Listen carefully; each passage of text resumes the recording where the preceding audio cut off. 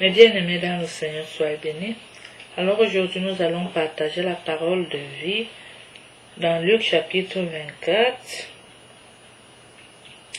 versets 13 à 35,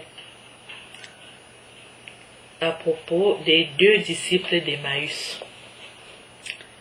Et voici que ce même jour, deux d'entre eux faisaient route vers un village du nom d'Emmaüs, distant de Jérusalem de 60 stades, et ils conversaient entre eux de tout ce qui était arrivé. Et il advint, comme ils conversaient et discutaient ensemble, que Jésus en personne s'approcha, et il faisait route avec eux. Mais leurs yeux étaient empêchés de le reconnaître. Jésus leur dit, « Quels sont donc ces propos que vous échangez en marchant ?» Et ils s'arrêtèrent, le visage sombre.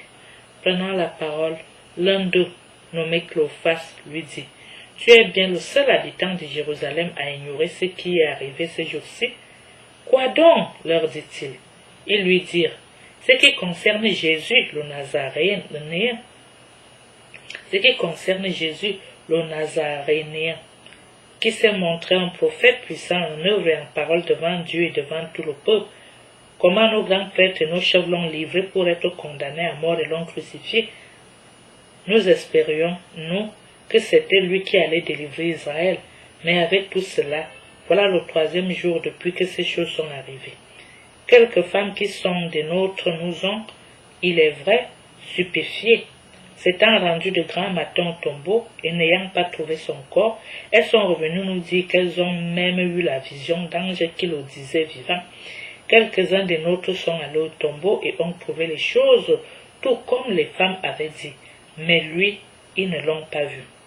Alors Jésus leur dit, ô cœur sans intelligence, lent à croire à tout ce qu'ont annoncé les prophètes, ne fallait-il pas que le Christ endura ses souffrances pour entrer dans sa gloire? Et commençant par Moïse et parcourant tous les prophètes, il leur interpréta dans toutes les Écritures ce qui le concernait. Quand il fut près du village où il se rendait, il fit semblant d'aller plus loin, mais ils le pressèrent en disant, « Reste avec nous, car le soir tombe et le jour déjà touche à son terme. » Il entra donc pour rester avec eux. Et il advint, comme il était à table avec eux, qu'il prit le pain, dit la bénédiction, puis le rompit et le leur donna. Leurs yeux s'ouvrirent et ils le reconnurent. Mais il avait disparu devant eux. Et ils se dirent l'un à l'autre, « Notre cœur n'est-il pas tout brûlant au-dedans de nous, quand il nous parlait en chemin, quand il nous expliquait les Écritures ?» À cette heure même, ils partirent et s'en retournèrent à Jérusalem.